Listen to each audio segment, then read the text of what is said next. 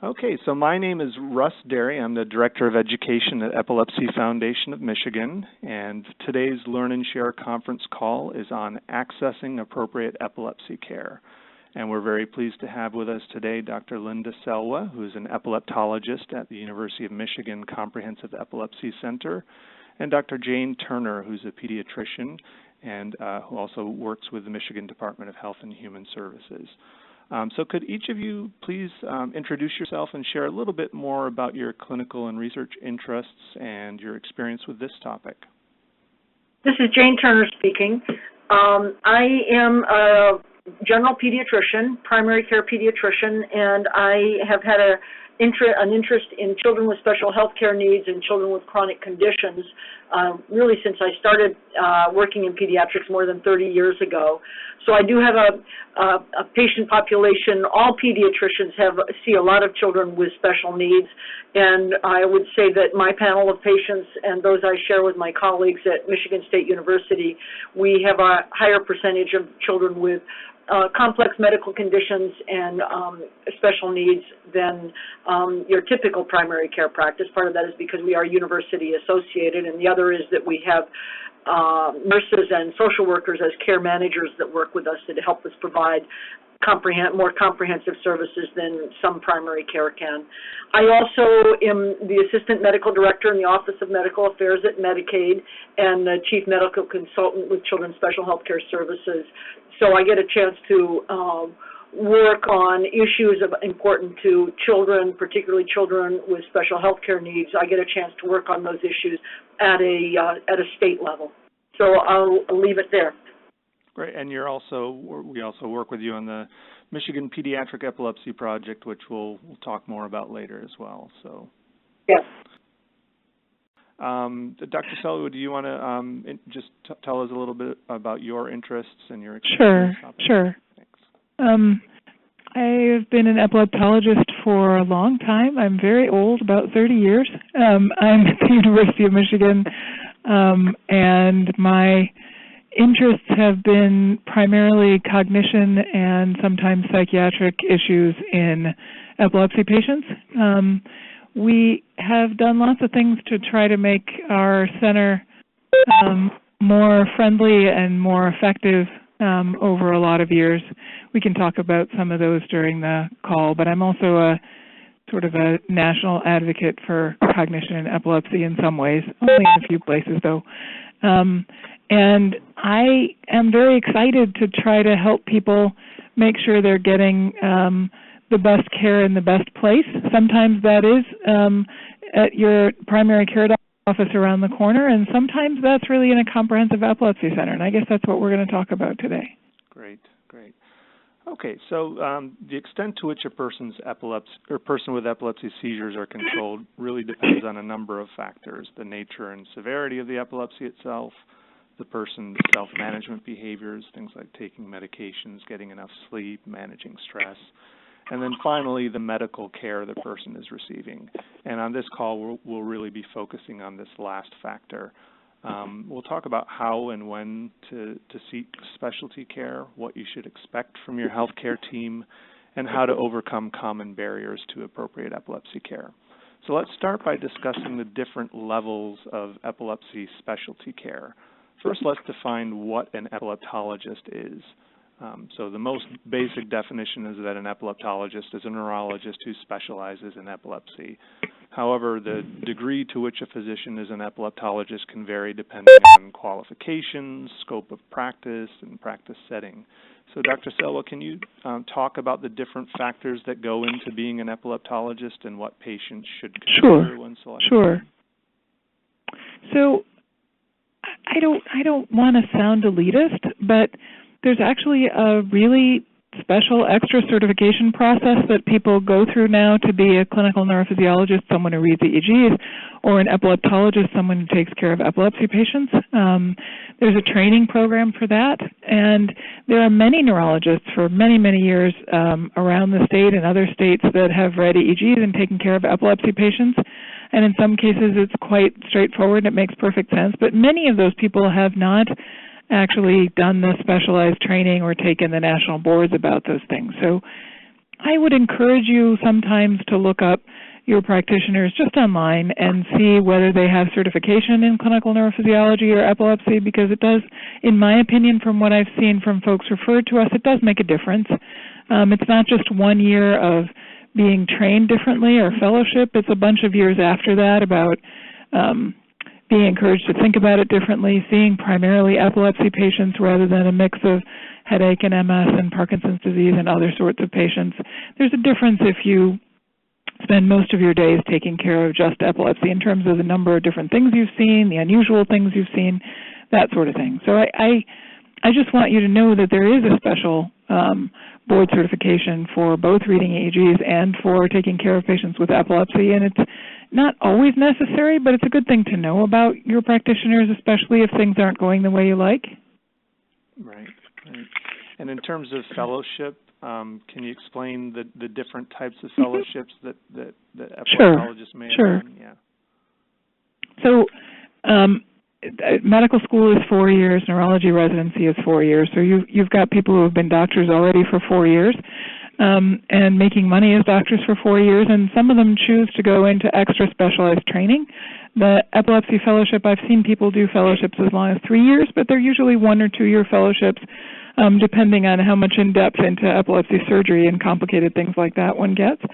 And they spend a year with a bunch of mentors reading EEGs, looking at in-hospital recordings, looking at recordings that are done inside the brain for people who have epilepsy, and getting really specialized training about what brain electricity looks like, what medicines to use when in patients with seizure disorders, and what different things can look like seizure disorders that aren't really. So that different people decide also to get extra training in intraoperative monitoring, extra training in other neurophysiology studies like sleep or EMG, but the clinical neurophysiology program does mostly that, but most of the people taking it now actually are interested in EEG because there's a separate one for EMG. And then the epilepsy fellowship is roughly the same thing, except that it's focused primarily a little bit more on medications, higher level emerging technologies in epilepsy and surgery. But the epilepsy fellowship has only been around for, golly, I think it's 5 years now, 4 or 5 years. So if you have a practitioner who's been at it for 10 years, they won't have done a specific epilepsy fellowship because that wasn't a choice. And if you have an old person like me, I did basically an EEG epilepsy fellowship, and that's what we called it then. Clinical neurophysiology happened a few years after I was done, but anybody is eligible with a certain amount of training and experience to take the boards, so I've taken all the boards just for fun. I actually help write one of the boards, and it's not a most everybody will get certified sort of a board. There are about 30% of people who take it who don't pass the first time. So it's not an easy thing for people to get this extra training and prove that they really have learned specific things beyond even what they learned in neurology about epilepsy. Right. Does that help? Yeah, perfect. And can you explain what a comprehensive epilepsy center is and what advantages that has over other epilepsy care settings? I'll try to be a little more brief, I'm sorry. So comprehensive epilepsy center means that we offer everything that can be offered to someone with epilepsy, which includes diagnostic monitoring to see what's going on, medication management, management with VNS, management with epilepsy surgery, management with neuropace, stereo EEG, all the things that can be offered to try to help people who have epilepsy that's not getting better get better. And a bunch of doctors who are almost always also training some of these fellows as well as doing the work themselves. It's interesting when people worry about going to a training program. To me, it's true that you'll see both a trainee and one of the people who's been practicing forever like me, even at a clinic visit. The upside of that is there are always two different people thinking about what's going on, and often one of those people, either of those people, will hit on something or think about something that the other hasn't. So I don't think it's necessarily a losing situation, except that you spend longer at the doctor's office. And every piece of EEG data that happens on any of our patients, an attending physician reviews, page by page, the whole thing, in addition to the fellow. So I want people to understand that because most comprehensive epilepsy centers also train some fellows, it doesn't necessarily mean that your care will be given by someone who's not yet done. That's not allowed to happen. You'll mostly just get more people to talk to. That's a really good point. So, Dr. Selwa, can you review the circumstances under which someone should see an epileptologist? So, 70% of people who have been put on epilepsy medicines, usually for the perfect reason, will not have any more episodes while they're on medicine. And after a few years, people will think about whether or not they still need medicine. There are lots of things that go into both of those decisions, starting and stopping epilepsy meds. Actually, it's one of the most complicated talks I give. We won't do that today. But for the other 30%, they don't go away on one or even several trials of medications. And for that set of folks who are still having seizures, sometimes it means, it turns out they weren't seizures after all. They were something that looks like seizures but don't get better with epilepsy medicine. That can be a lot of things. That can be narcolepsy, heart rhythm disorders, non-epileptic seizures. Many different things can fit the description of the things we diagnose that turn out not to be seizures. So that's an important thing to know, right? You don't want to keep trying different medicines for the wrong diagnosis. In other of those patients, we can either find something new or specialized for them that works better. There are, at most comprehensive epilepsy centers, there are trials of new medications, there are trials of new kinds of treatment, and there are the standard sort of investigations into whether surgery or putting a vagal nerve stimulator in or putting neuropace in or doing other kinds of things to make things better for patients would be the right thing. We don't offer surgery to most people. It's a select number of people who we think have a scar or a lesion in the brain that maybe has been there a really long time, maybe just happened a while ago, that we think is causing the seizures and maybe isn't doing a whole lot else to help the brain. So there's a whole long process. It takes almost a year for us to decide whether someone can really have surgery, mostly because we want to make sure that we know which part of the brain is starting the seizures, and then we want to make sure that we know that that part of the brain isn't going to do anything the person's going to miss afterwards. People often have unusual ideas that brain surgery means the chances are pretty high you'll end up with something like a stroke or a language problem or other things. By the time we're done, we're quite certain that those things don't happen. And I've never seen anyone here actually leave the hospital weaker or having other problems. Sometimes word finding is different for a few months after the surgery. Sometimes things like that happen, but at a year, that's not really a problem with the surgery. We don't find that to be a significant issue for hardly anybody. So there's a lot of fear around that. I wouldn't want anybody to cut my head open either, for sure not. But I have so many patients who are so happy that for 10 years they had horrible seizures, and since the surgery they haven't. Right. So can you talk about the when aspect of this? When should people seek an epileptologist? Right. I think if you've had a problem for more than 6 months, have had at least a seizure a month or a seizure every couple of months, and nobody's been able to get it under control with different things with medicine, it's time to think about seeing someone who can help with that. I think some people wait a year, some people wait 20 years to come and see us. But we can often help the best if we get involved in the first year or so. There are various things that happen in the brain. The brain changes itself. Seizures can sort of encourage that electrical pathway to be used more often the more seizures people have. So we'd like to step in when somewhere in the first year it's become clear that these medicines aren't really doing what we were hoping. Okay. Both Dr. Selwa and Dr. Turner, what are your thoughts on seeing an epileptologist after a first seizure? Often this isn't what happens. The person may present with a first seizure in the ER, they may be with their primary care physician, or they may be referred to a general neurologist. But epilepsy can easily be misdiagnosed, and because the person often ends up staying on the first medication they're put on for a significant amount of time, you wonder if it wouldn't be in the patient's best interest to seek out an epileptologist after a first seizure if one's available. What are your thoughts on that? Go ahead, Jane, or I can. Sure. Yeah, I think it varies, and I think you're absolutely right that sometimes that it's important to get the diagnosis right at the beginning and get off on the right treatment. But I think it varies depending on what kind of seizure it is, how simple or complex it is. So, for instance, not too many months ago, I saw a 4-month-old in clinic, and I had a suspicion of infantile spasms. He was diagnosed with colic, and his formula was changed. And then when I learned a little bit more from the parent, it sounded like he had this kind of seizure that presents at an early age, and he also was losing some of his developmental milestones. He wasn't as active and alert as he had been. He wasn't smiling as he had been, and he had stopped cooing. That was a child with, because of the likelihood of having a very serious kind of seizure that was going to be very complex and difficult to manage, he needed to go to an epileptologist right off the bat. It wouldn't have been harmful for him to go first to a neurologist, a pediatric neurologist, but it really was wiser to go directly to an epileptologist.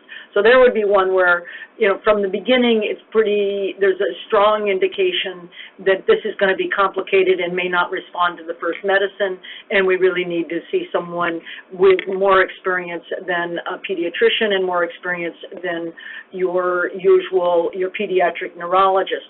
Now, to fill in the rest of the picture, I discussed him with a local pediatric neurologist, and it was our pediatric neurologist who arranged the EEG to be done immediately, within 24 hours, read the EEG before it was even complete, and called me and said, this child needs to go to one of our comprehensive epilepsy centers. Let me help arrange that transfer of care.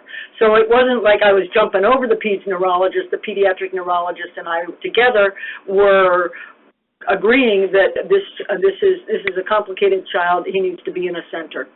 There might be another child who shows up in the emergency room with a first-time seizure who doesn't necessarily need, the pattern of the seizure, the looks of it, it's one that is likely to respond easily.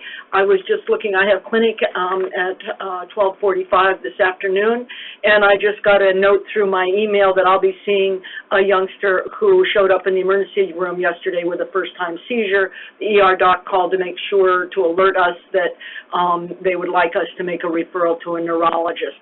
I'll get a better history. I'll get a better understanding of what did the seizure look like, what are his risk factors, does he have other neurologic conditions going on, and then decide, do I need to send him out of town to a comprehensive epilepsy center, because we don't have an epilepsy center here at Michigan State. We have excellent pediatric neurologists, or should I refer him directly to a pediatric neurologist here within our system? So it really, in terms of first seizure, it depends. It depends on how quickly you can get the access, how significant the problem appears to be, and it takes a little bit of clinical judgment to have a sense of how is this going to go. Is this going to be more complicated, or is this the kind of seizure that is likely to be easily treated? And the other is, was this a seizure? The neurologists, our pediatric neurologists, are very helpful in sorting out for us what is a seizure and what is something that looks like a seizure but isn't exactly a seizure. So I don't think we want to flood our epilepsy centers for those individuals with all that advanced training and who are really a limited resource. We don't want to flood them with every child who has something that looks like it might be a seizure. Right, that's a great point. That's absolutely right. Yeah. And I have to tell you, if we all live to be 80, hope we do, we have a 3% chance of having a seizure at some point in our lives. And 1% of almost 1%, 0.87% of the American population has had seizures that needed to be managed with medicine.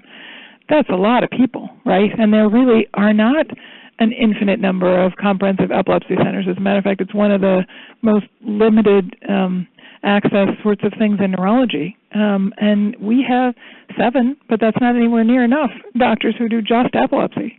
So you're absolutely right. Not everybody should probably go, and there are many conditions. I can think of so many things in children. Febrile seizures, heaven forbid they all went to an epilepsy center, right, Jane?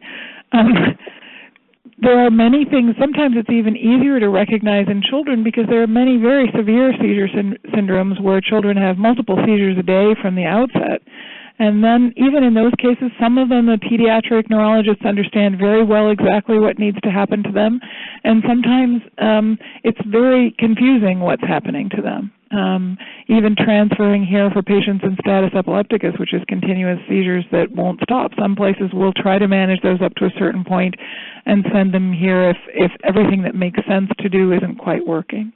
So there is a lot of judgment involved, both in primary pediatricians and adult doctors and in neurologists in terms of when to use those resources. But I would say to all of you as a patient, if something's not going well, at least once go and see an epilepsy specialist. If you feel they're not going well, if there's something for you that's really not working out as an adult, you can see an epilepsy specialist once and decide, nope, I've seen patients and said, no, everything your doctor is doing is exactly what they should be doing, and you probably don't need us.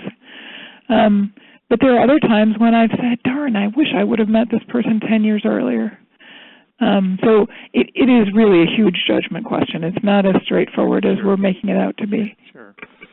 So despite the recommendations from the International League Against Epilepsy, which defines an intractable or drug-resistant epilepsy as failure to respond to two appropriate and tolerated medications, and the other recommendations by the National Association of Epilepsy Centers and the American Academy of Neurology, referral to comprehensive epilepsy centers is still often delayed for several years beyond the point at which it should happen. So, Dr. Selwa, can you talk about the risks associated with these delays? Yeah. So one thing that many people in the general public have wished we would speak more about that I'm always very nervous to speak about is SUDEP. So there are a certain fraction of people with a seizure disorder who are at risk for sudden death.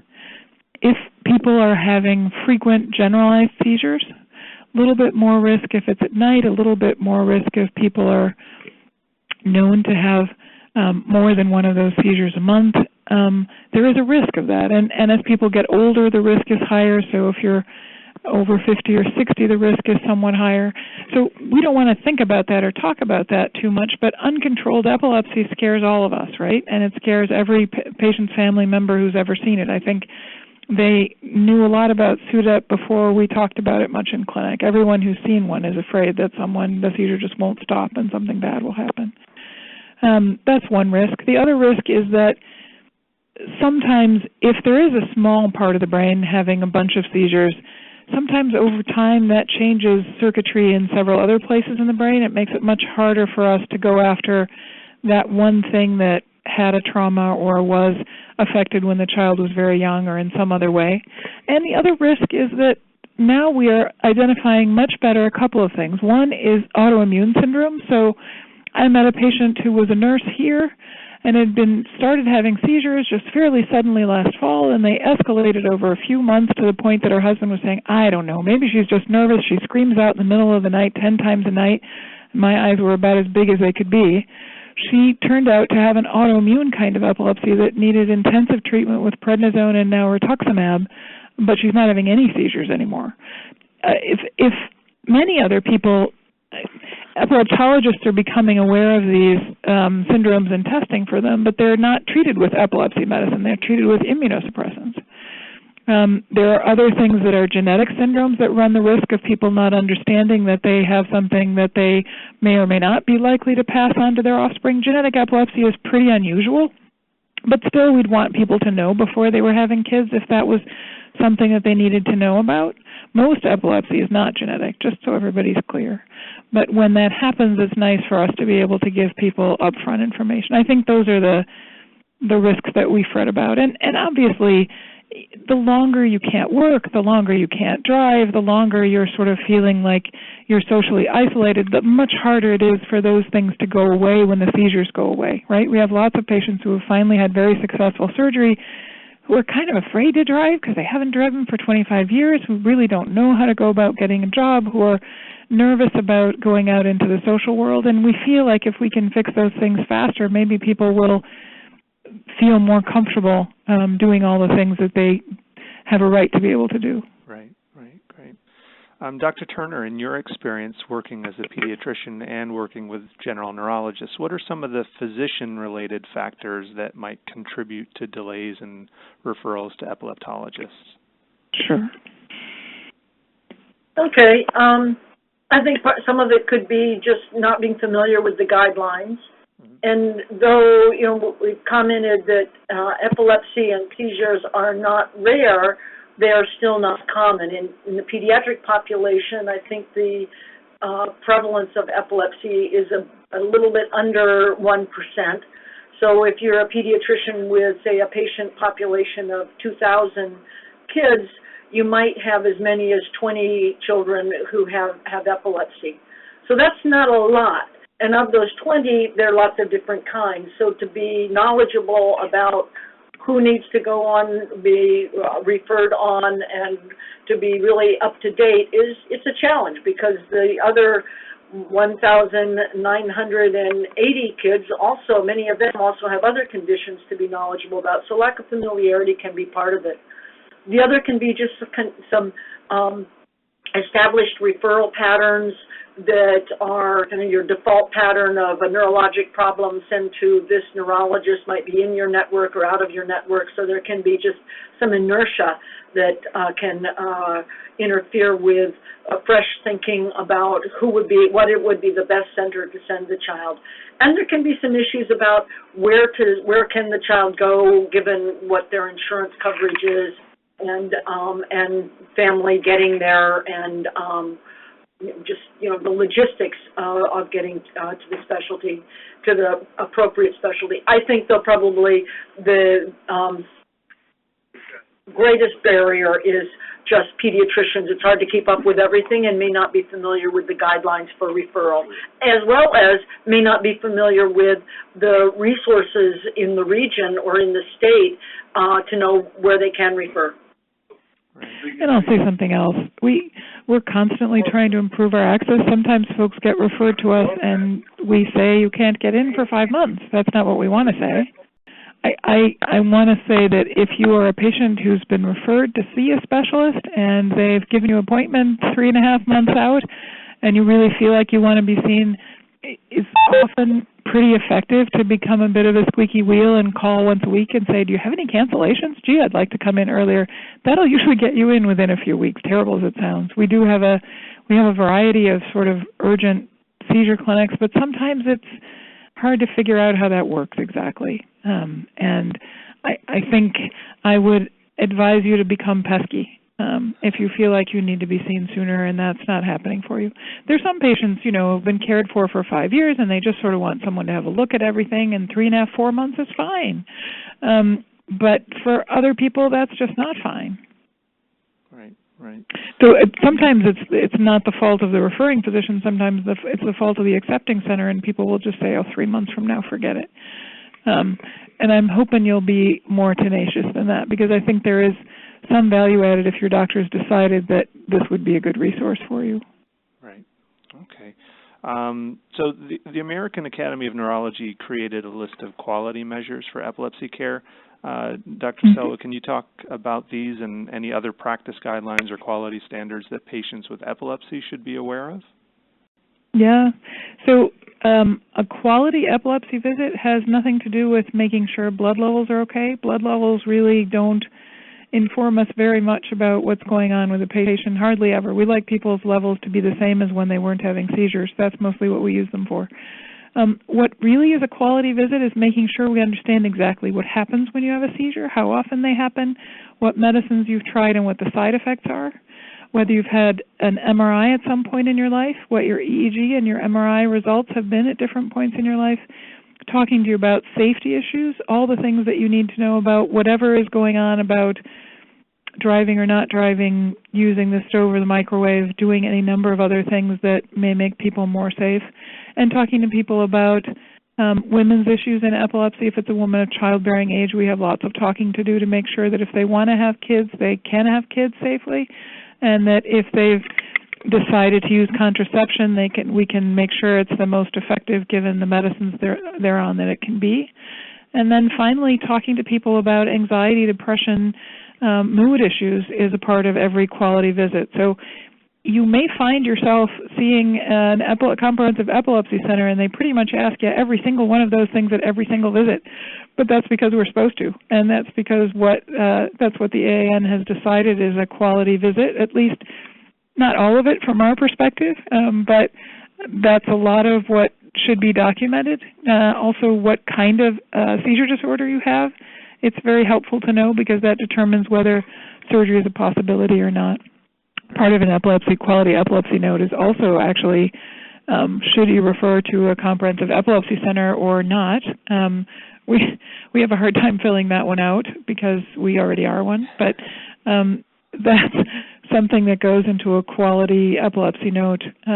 So we pretty much use that to say, is this patient a surgical candidate? Remind yourself. And we think hard about at every visit, are there other things we should think about? Is a ketogenic diet a better idea? Does this person also have concomitant sleep apnea, which we should be treating? Are there other factors in things that they use or do that we can fix? Are they on, varied shift work where they work nights one day and days one day, and that's really getting in the way of things. So there are any number of things that really go into quality interaction with someone and understanding how we can best help that individual person.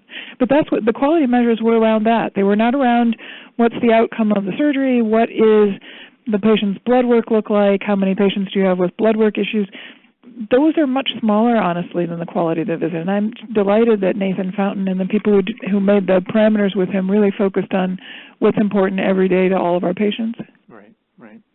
So another key element of quality care is communication and coordination of care between multiple healthcare providers.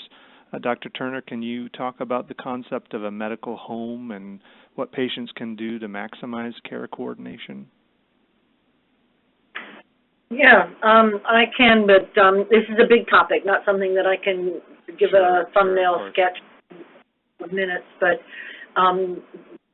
having a medical home, and it's often thought to be the preferred medical home is primary care, but we know that for many individuals, and in fact from a survey we did of parents of children with epilepsy who are enrolled in Children's Special Health Care Services, about half of them identified their neurologist, epileptologist, that team as their medical home.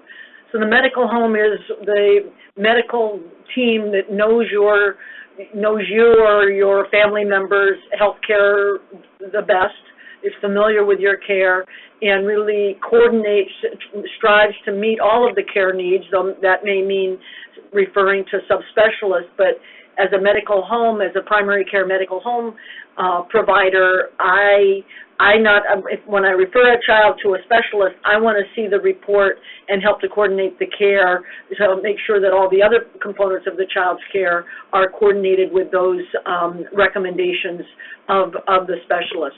So communication is key, communication between the family and each of the providers, as well as communication between the providers, and ideally also communication with if the child is in school with their schools, so that we all know what's going on, and if there are behavioral health providers involved, having communication there too. So communication is the key, coordination is the key, and a lot of this is described as all those things that happen in between, the in-between visits, the making sure that you know what's going on and that you're up to date and taking care of refills and making sure that families get where they need to go. So when as a family or an individual looking for a medical home, you really want to look for a system where they are tuned into that need to coordinate care. That's really really key, as well as being very much tuned into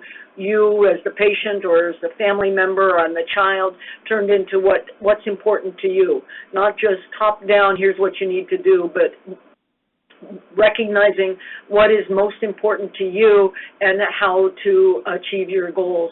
There are often trade-offs in not just in epilepsy care, but in care for many conditions. Of trade-offs of might be side effects, trade-off versus seizure control, or it may be how many times a day do you want to take the medicine? Are you able to? It might be trade-offs for teenagers. Sometimes the trade-offs are living a normal teenage life, which includes erratic sleep versus getting the sleep that you need and having a very regular schedule to keep your seizures under control. As an adult, I can tell you which I think is more important, but I can tell you also that many 16-year-olds will make the trade-off of taking a risk for another seizure to be able to spend time with their friends on the weekends. So it's important that your medical team be able to listen to what's important to you and address and really sort out how to meet your goals. So that's there's much more about medical home, but I'll leave it with that. Okay, great. So we knowing the level and quality of care you should be receiving is one thing, but actually getting it is another. There are a number of barriers that can get in the way of appropriate epilepsy care. So let's start by talking about geographic and transportation barriers. With comprehensive epilepsy centers in Grand Rapids, Ann Arbor, and Metro Detroit, most people in the southern Lower Peninsula are within an hour or two's drive of really high-quality epilepsy care. But when you get into the northern Lower Peninsula and the upper Peninsula, that distance gets much longer. So can you talk about some of the different options that can help people in remote and rural areas access epilepsy specialty care? And Dr. Turner, if you want to start by talking about telemedicine and the Pediatric Epilepsy Project, that would be great. Okay, yeah, we do have a project to promote telemedicine, so that this is for children and youth with epilepsy, so that they can have access to a epileptologist without traveling, so that they can go to their primary care office and be connected electronically via secure video, HIPAA-compliant video, and so there can be a visit with the epileptologist. Say the epileptologist might be at Children's in Detroit, and your primary care doc in the Upper Peninsula of Michigan, and have that visit. Not for all care. The epilepsy experts that are working with us at this point would like to have an initial visit face-to-face so that they know the child and the family, and periodically see the child directly, but for interim visits, do it electronically.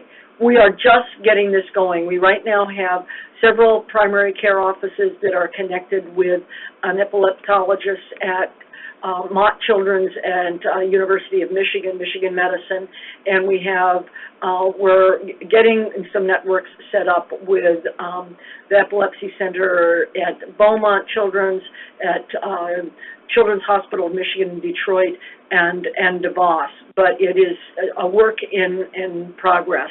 Ideally, we will be more widely spread. There are some logistic challenges in making this a reality. We're also working with some school health systems to looking at the potential of having the child or youth seen at the school health system and connected to the epileptologist, so that we could have children that are go to different primary care doctors use the same facility in one community. So we're working on it. We're not there yet. So don't call your doctor and say, I want a telemedicine appointment, because they'll say, well, we're not scheduling them yet. We're working on it.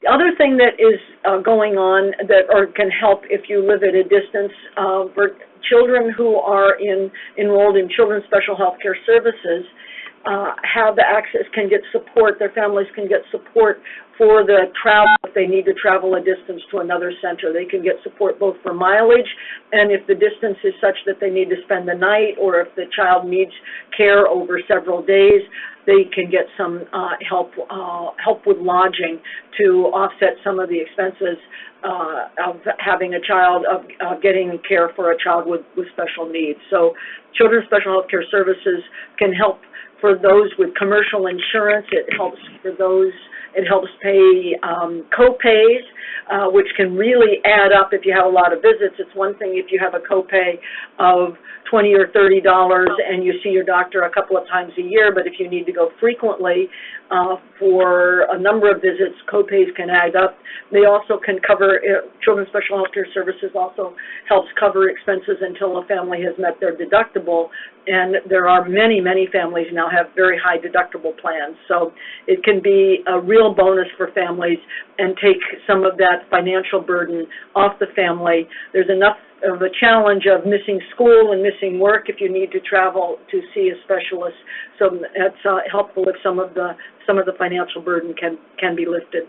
Right, and there are no income eligibility requirements to enroll in Children's Special Health Care Services, right? There are no income eligibility requirements, but there are, for those that are not covered by Medicaid, for those that have commercial insurance, there is a payment agreement with a monthly payment for, it's not the same as an insurance premium, but it kind of feels like an insurance premium, a monthly payment to be enrolled in the program. It's the amount of the amount of the payment is depends on family income, and it maxes out, I think, with those with the highest income at around $2,600 a year would be your highest payment into the system. So your eligibility is not determined by income. However, there is a family contribution for the services. So families have to look at that to say, am I going to get from this? Is that the amount that I need to pay in? Is it worth it to me? What services? How often do I need to go to the specialist? What are my co-pays? What's my deductible? If you have a $13,000 deductible, and I see families with that kind of a family deductible, a $2,600 payment agreement over the year might well be worth it if the child needs a lot of care. Okay, great. And I know you need to go, so do you have time for like one question if someone has one?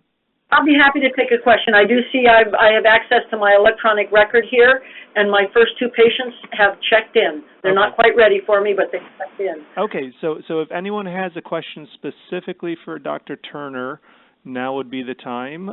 Otherwise, we'll bid her goodbye, and we'll continue on with some additional questions for Dr. Selwa. But does anyone have any questions for Dr. Turner at this point?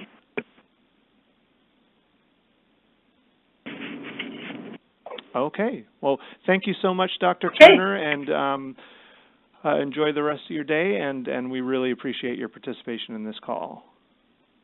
Thank you, and thank you for accommodating my schedule. Thanks a lot. No problem. Yeah.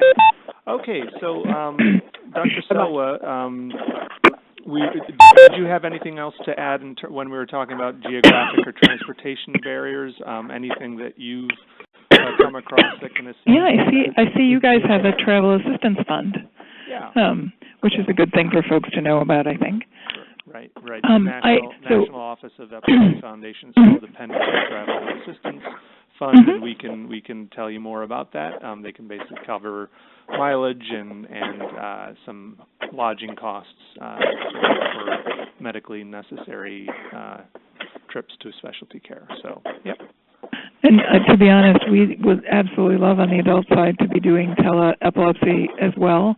And I wouldn't mind at all if we did tele-epilepsy for new patients, including helping people make those complicated decisions about when they really have to come down here and when they don't. I feel like we could really help people out making those decisions if we could sit with the doctor, the patient, and someone from here. The complicated part is that all the doctor's offices, and we already have it here, but they would have to develop a way to connect to the telemedicine technology, and they have to decide whether it's financially viable for them, because honestly, telemedicine visits are not reimbursed by all insurance companies, and it's a little bit complicated still yet to get that to work for everybody on both sides. So that's definitely where we want to be aiming to go. Most of the time the examinations don't help us a lot in our epilepsy patients, so we'd be happy to even talk through a problem with the patient and the physician and help them decide when they need to come. But I think that's maybe a year or two away. Okay, great. So insurance-related barriers are also common. This is less likely to be the case for children than adults, in part because of the availability of different programs like Children's Special Health Care Services. But can you talk about some insurance barriers that, among people who have insurance, like what are the most common insurance-related barriers that you run across?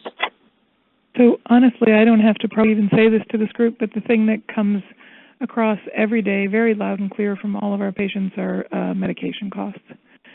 And people are accustomed to the American Epilepsy Society saying that taking non-generic medicines is better than taking generics, but that's changing.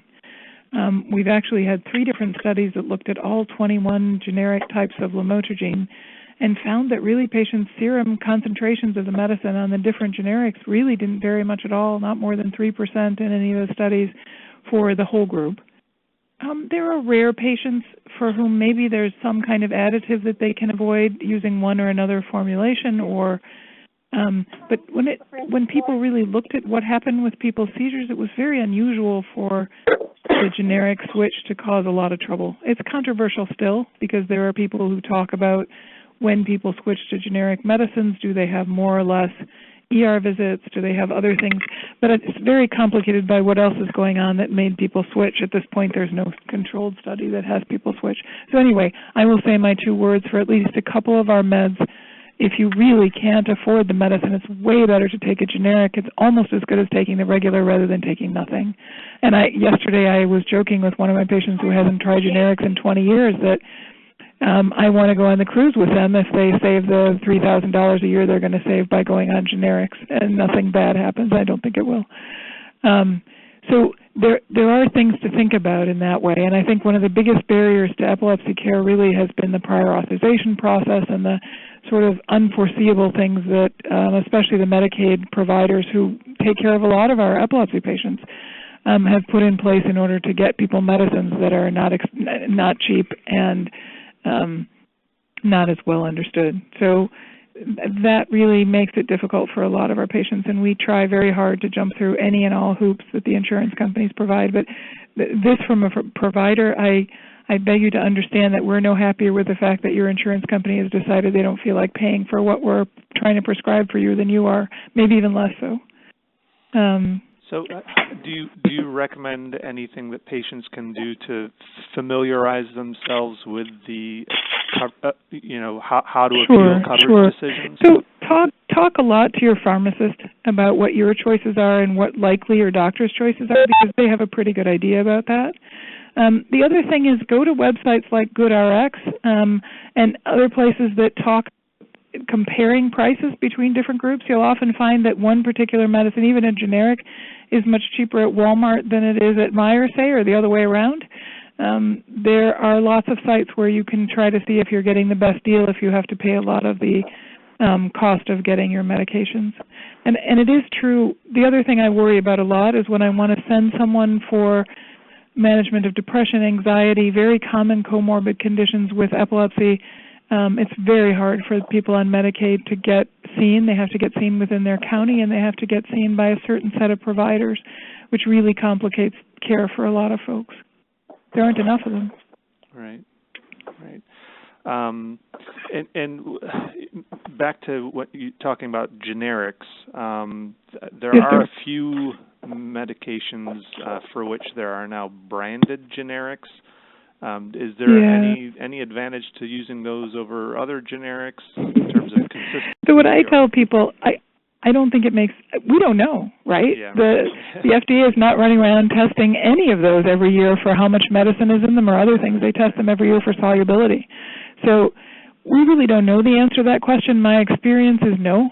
And every time I've had a patient who switched to a generic from a brand name, I very often get blood levels of whatever it is. There are very few drugs now that we can't get blood levels on. But we see if their levels before and after the switch look different. If they're different, we adjust the dose. That's probably the most straightforward way. What I tell all of my patients is try to make sure that you're on the same generic made by the same company every time. I think that's the key, not necessarily exactly which company or which brand or which manufacturer, but if a medicine is working for you, see if you can stay with the same generic company for one medication. For people who have a choice of different insurance plans, maybe they've switched jobs or they have lost insurance and they're looking on the insurance exchange, what are some of the most important things to consider when selecting an insurance plan? Yeah, I think for our patients with seizure disorders, medication coverage is probably one of the most important. Right. Obviously, you want to get a feeling for what your deductible is going to be if you end up coming to an emergency room and how much of that budget things are going to eat up. But for most of our patients, the problems arise when they decided to switch to a cheaper plan and, it turns out it doesn't cover most of the epilepsy medicines very well. So those are the things I would be sure to sort of investigate before you switch or sign up. Okay. And then for people who have no insurance or very limited insurance, what options for epilepsy care are available?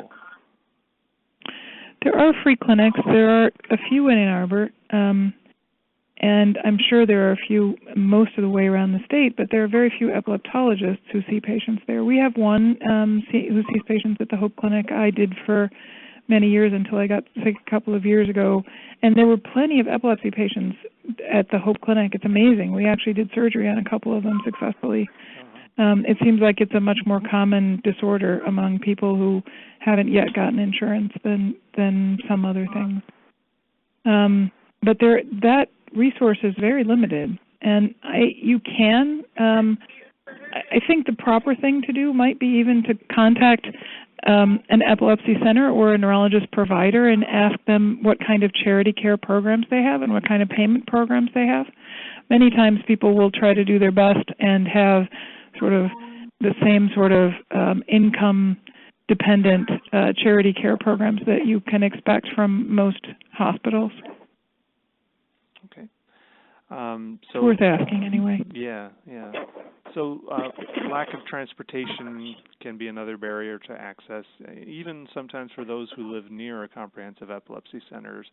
Are there some resources that you're aware of that can help with that?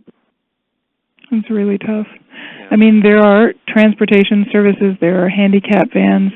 They mostly work within a very limited geographic area. So if you're, an hour and a half, 2 hours out of any size city, they're probably not going to apply to you. But I know that there is that kind of medical transportation service, even in Saginaw and Bay City and some of the other larger cities in the Lower Peninsula. But it doesn't, it won't take you 4 hours to somewhere else usually. That's the hard part about them. And does Medicaid still cover transportation to medical appointments? I don't understand that. So I think for some people it does, and certainly auto insurance covers that very well. Okay. But for most people it doesn't. I think you have to apply. If you may have to have Social Security disability and or apply for those services separately for transportation services. Okay. But I don't understand that very well, to be honest. I hear different things on it, so I need to figure out. Yes, and I fill out different forms for different people, and I ask them how did you get this service? How did you get them to pay mileage to you? And it came with the plan. And I said, what plan? What plan is we talking about? So it is not straightforward. But if you do have Medicaid or SSD, again, it's worth asking about transportation mileage, and those things from your carrier as well. So in some cases, a person with epilepsy who's trying to get in to see an epileptologist at a comprehensive epilepsy center may face significant waiting periods. We actually talked about this a little bit already, but any other, you mentioned kind of being the squeaky wheel, are there any other tips to help people get in sooner? It is true that if you heard about one doctor and that's the only person you're willing to see, it's going to be problematic. So I think it's probably much easier to say, I'll see anybody who's an epilepsy specialist to start. See if you like that person, and if not, once you're there, say, I'd always heard about Dr. Glynn, and gee, I'd really like to see him. I hear he's from England and really handsome, and we probably could arrange for you to see him if you need to. So instead of having a very fixed idea about who you need to see, I think getting there is the most important thing, and after that, you can ask for different things. Okay. So we've already discussed barriers related to physician knowledge and attitudes and behaviors, but sometimes even patients and families may have attitudes or behaviors or knowledge that can limit access to specialty care. So actually, recently we just did a survey of patients and family members asking about different barriers to care, and the lack of confidence that doctors can help was listed as one of the top barriers to care. Actually, 64% of respondents said that belief limited their access to care. So, in addition, humans are notoriously bad at understanding risks. So, as a result, people may overestimate the risks of surgery and underestimate the risks of not having surgery. So, even if we were to eliminate all the systemic and physician-related barriers to care, epilepsy specialty care might still be underutilized because patients and families simply aren't motivated to obtain it, or they maybe don't believe that it can help. Is there anything that can be done to change that? Gosh, I hope so. It is a very serious problem, and in some cases it's just as simple as you don't have epilepsy. You're not one of those epilepsy people. Those people are in wheelchairs and really mentally limited, and that's just not you. So we're just going to not take this silly medicine and just see what happens. There's still a lot of stigma around epilepsy, and there's still a lot of fear around it. And sometimes what that results in is putting your head in the sand, which is problematic, right? And we have lots of patients still who, in very rational ways, have their own models for what kind of treatment. We've had patients who were from Central America who believed that the shaman was going to be a lot better than any doctors could be about this seizure disorder. And what we do is we partner and we say, look, he's great. Keep him. But try us too. Why not? You have nothing to lose. Things are not going perfectly, and we'll both try to work on it together. And those kind of partnerships can be very helpful, and having families sort of come to understand that we don't see this person as any different than anyone who doesn't have epilepsy. It's actually, a lot of our work is around helping people understand what's happening and understand that it's a software glitch like your car has half the time. You don't throw your car out or ignore that there's a problem with the air conditioning. You try to see how well you can do fixing it. But seizures are much more complicated than that for some folks. And I've had patients who said no to surgery for years and then finally had surgery and said, well, why didn't you hit me over the head or something a long time before? It is a very complicated process, and you really have to have someone who partners with you. And just as Jane said, understands everything about what your beliefs are, what your systems are for managing this, how you deal with it, whether or not you actually can stop drinking alcohol, whether or not you actually want to have a child, or whether your family is influencing you in one way or another to make decisions about your health. All of those things are very important personal things. But yeah, we strive against that a lot, against a lot of misconception about what seizures are, about what seizure disorders are, about what sorts of things might help. And we don't give up. Comprehensive epilepsy centers never give up. We've seen all kinds of things, and we know better than to give up. So saying that it sort of makes me so sad to say that doctors just can't help. They may have bumped into a doctor or two who couldn't help, right? A primary care doctor who's really excited about prevention and making sure people get the right immunizations, the right screening tests, and the right interventions for straightforward things, may not really understand that epilepsy can be pretty bad pretty fast. So I don't know. As I said before, at least come once to an epilepsy center or to a doctor that you really trust to take care of epilepsy. And when they say there's nothing else I can do, then maybe look into a comprehensive epilepsy center. And if they say there's nothing they can do, then there's nothing that can be done. But until you've done that, you really can't know that. Right. Anyway. And I forgot to ask you back when Dr. Turner was talking about general neurologist attitudes. Have you found that there's hesitation among some general neurologists? Yeah, of course. They fear they're going to lose their patient, or yep. Okay. That's the most common thing we hear from them. Well, this patient, I referred them to you, and I never saw them again. Mm-hmm. We say, well, it wasn't necessarily our choice. We see 3,000 people a year, and probably almost 30% of them we say, you know what, I think now you're on the right course, and you can see your doctor, and he can just keep writing prescriptions, and you haven't had a seizure for 4 years after your surgery, and the patient says, are you kidding? I'm not going back to see anybody but you guys anymore. So it's not necessarily it's not usually actually the epileptologist's choice to say, don't see anyone else, keep coming here. People choose with their feet. But it is problematic because the local neurologists, to be really honest with you, Russ, I don't think there are too many neurologists who are hurting for patients anywhere. Almost all of us have very long waiting lists, and even though they say they're not delighted when our patients see us instead of seeing them, I deep down, I'm not sure. I think mostly what they're saying is you should at least tell me about these people so that if they come into the ER, I hear about that, and I totally hear that criticism. We need to be writing a note to the person who may take care of them locally every time we see someone. But in terms of management, I don't think we're hurting people in other ways. I don't think we're preventing them from having as many people to take care of, just different ones. They'll end up with different people to take care of. Right, exactly. Okay, so before we open it up to questions, did you have any closing thoughts that you'd like to share related to this topic? No, I just want to say one more time that if it's been a year, you've tried some things, and you're still having seizures pretty frequently, at least think about asking someone if an epilepsy specialist is an idea, just for the sake of making sure there's the right diagnosis, making sure you've heard about everything that we think might help, and we have 22 medicines to treat epilepsy, and they don't all treat all kinds of epilepsy. And understanding the nuances of which medicine, sometimes that even makes us want to actually see what happens during a seizure so we can be sure that it's the right medicine for the right thing.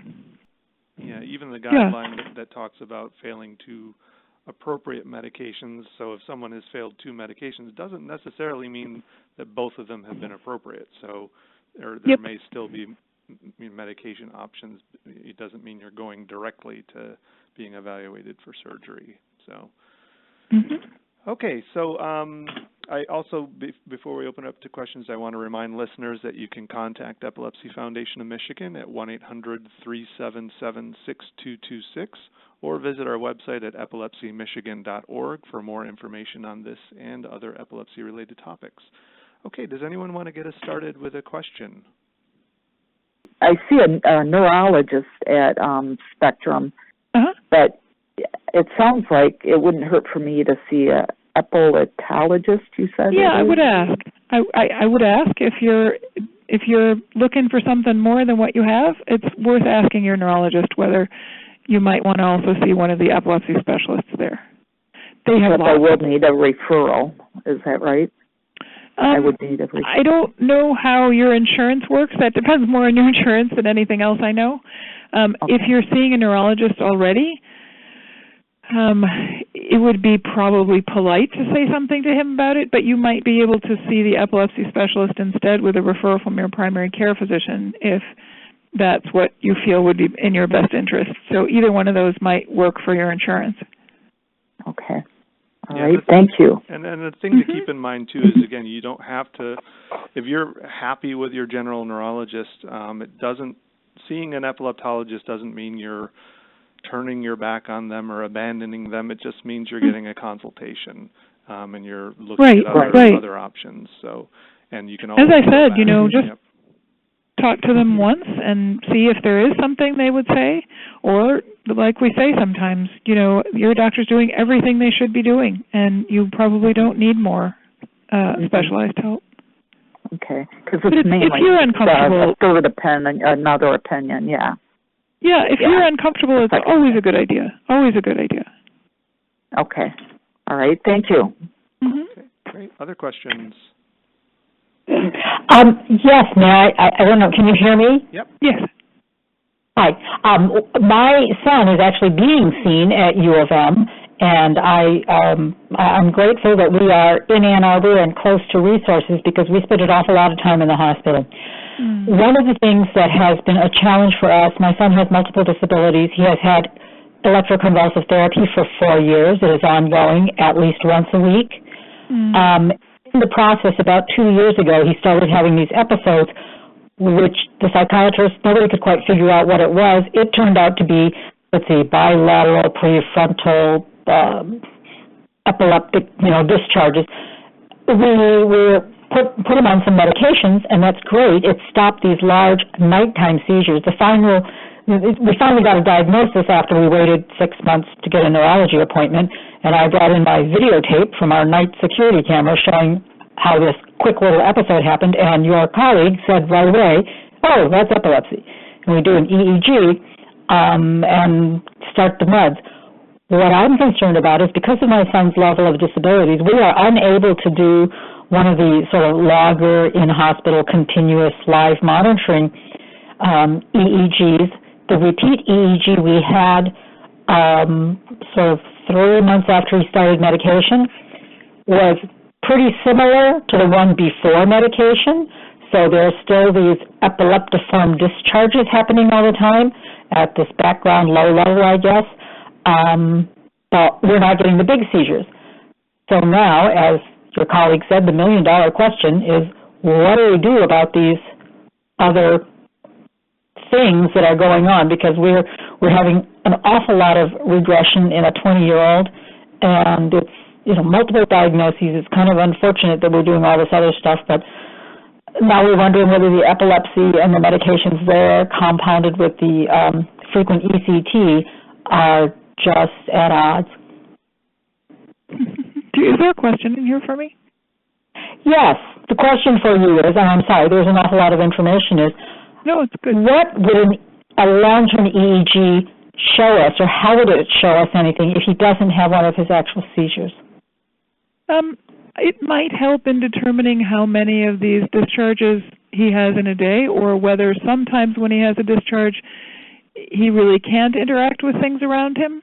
It's basically to find out. So many patients who have had seizures at one point still have abnormal electricity in between. That doesn't mean they're having any more seizures. That's just abnormal electricity. I haven't seen your son's EEG, I don't think. So it's hard for me to say whether that's what's happening, but that's probably what you're describing. And we don't know whether any of those amount to anything that's impairing him during the day, or whether it's just background electrical noise. We like to get rid of that when we can, but we can't always. Mm-hmm. And in some patients, that is not a big problem in terms of their day-to-day functioning. The bigger problem is just when they have seizures, right? So if the seizures are gone, this is a very good thing. The electricity during the day doesn't necessarily mean that he is impaired or regressing because of seizures. Sometimes, and we can order a home study from here, although I'll warn you, they're not quite as helpful to us because when he's in the hospital, we're looking at the EEG at the same time, and we can tell somebody to go run in and test him if he's having a longer discharge that isn't recognized as a seizure, right? If you're at home, we can't test him during them necessarily and see if he would be different if you talk to him or not, or see if other things are going on, and sometimes the electrodes just fall off when people are at home, and then we lose a big chunk of information. So there is such a thing as a home EEG study if you feel like that's the only comfortable way you can do it for the long term. It's not as good as being here, but the only information that might help us with is really to see whether anything is happening during the day that is impairing his functioning that's related to these discharges. I can't be his doctor. I could, but I don't know exactly how to be his doctor over the phone with what you've told me. Sure. I'm just trying to get a grip on what this long-term or longer-term, a couple of days in the hospital would do, we would gladly do it. It's straightforward, and we've had very impaired patients, to be honest with you. We've had patients on oxygen. We've had patients on continuous BiPAP. We've had patients who have all kinds of requirements on long-term monitoring. If the requirements are really severe, sometimes we put them in the ICU to do the monitoring. But, a person, one or two caregivers can stay with the patient while they're here in the hospital, and the biggest risk for everybody is usually severe boredom because there's nothing going on all day. Our concern is the 2-hour EEG was a very big battle. It was me trying to hold him down so he wouldn't pull off the lead. I see. It's behavioral. It's mostly a behavioral thing. Yeah, complicated. He's got autism. He's got mild cerebral palsy. He's got catatonia. This is a whole laundry list, and so that probably wouldn't work at home either, honestly. No, I'm sure it would not work at home. So, I'm just trying to get an idea of how what the payback to go through this. And I'll tell you, it's not clear to me that his seizures are the thing that's limiting his development. No. I mean, it's the latest. The challenges, of course, we saw our doctor at the end of January. He said come back in 3 months. Well, the first appointment we can get is June, so it's certainly not 3 months. And if you have questions in the meantime, all of us talk to patients every day. I talk to patients after work almost every day, several of them. So if you want to try to get more information about his specific case from his doctor, calling clinic would get you somewhere probably. The doctor's been great answering questions on the patient portal. Like I said, it's just we're relatively early in a diagnosis. We just got the diagnosis in September, but we're just trying to figure this out. So thank you. The seizures you can see are gone. I think that's fabulous. That's a beginning anyway. I mean, they were nighttime seizures, so they weren't. Still better not to have them, right? Oh, sorry. Go ahead. So does anyone else have any other questions? Go ahead. Rod. Go ahead. This is Grant. Yep. And I'm just gonna say, what's up, Doc? Thank you. That was a wonderful talk. And you're very sweet.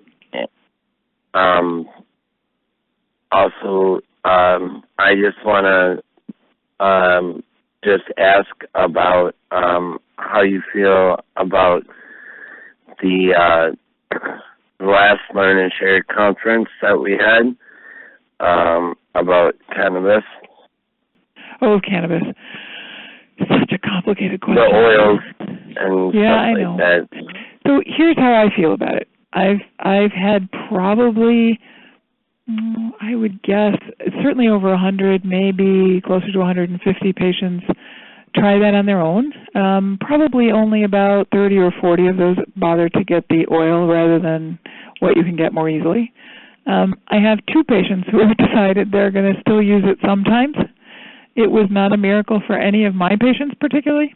There is a study, there are several studies. Every year at various of our meetings, there are several studies that say for a minority of patients, the seizure frequency goes down. The last study said 27% of patients who decided to try this, it's not exactly a randomized trial, had a 50% reduction in seizure frequency on cannabis.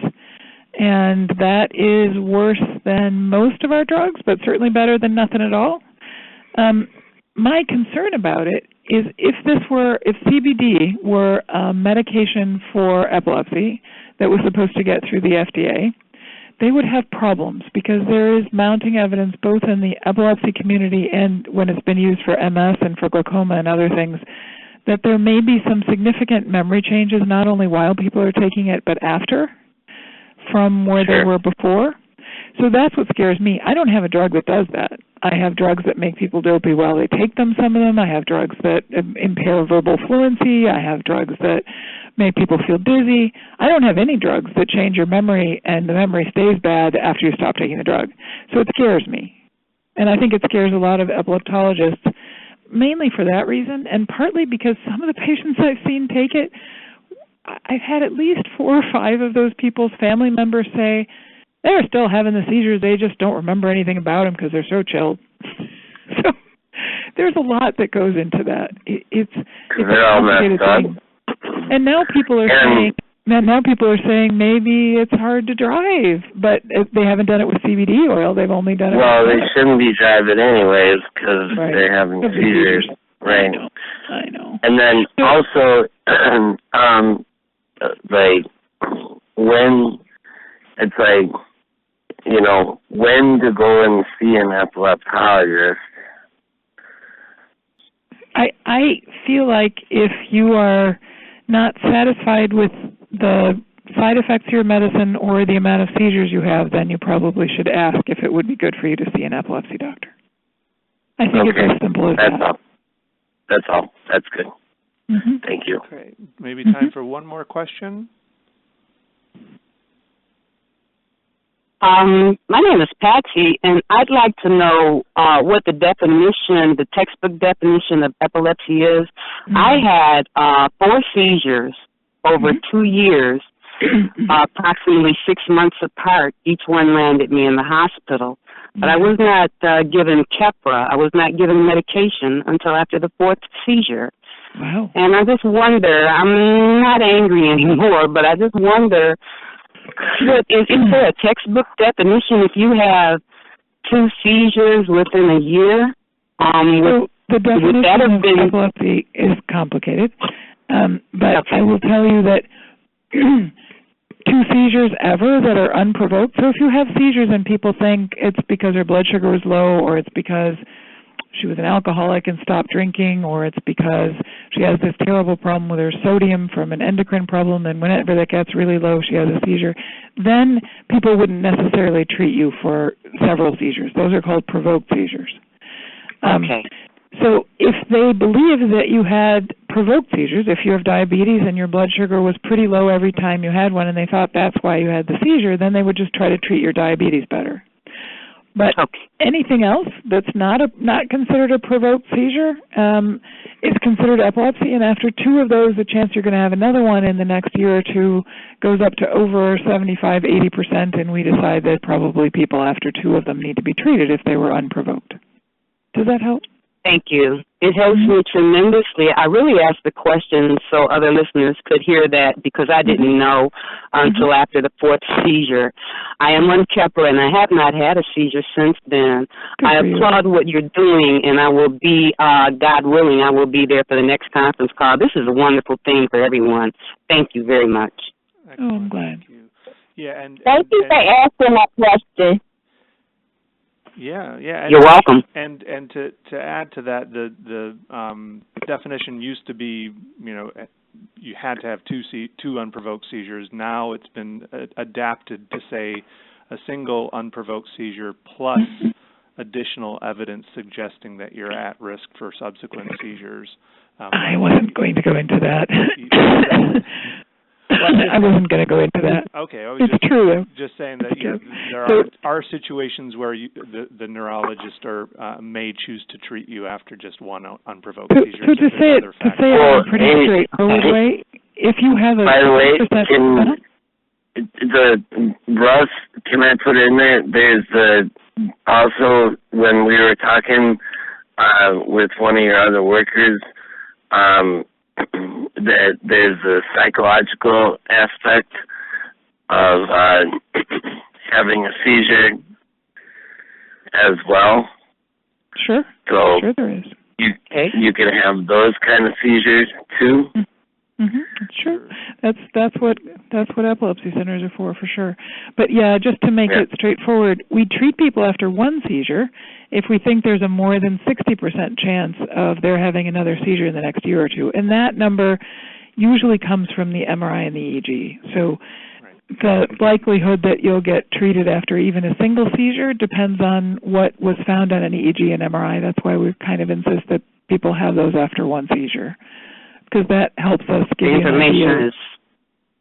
Information is valuable. What you've told me, if I had heard this after my first seizure, then we would have probably went in and demanded, and my doctor at the time, I think she's just really overworked, the poor thing, and no, I don't have any other conditions of diabetes, high blood, none of that stuff. I am 66.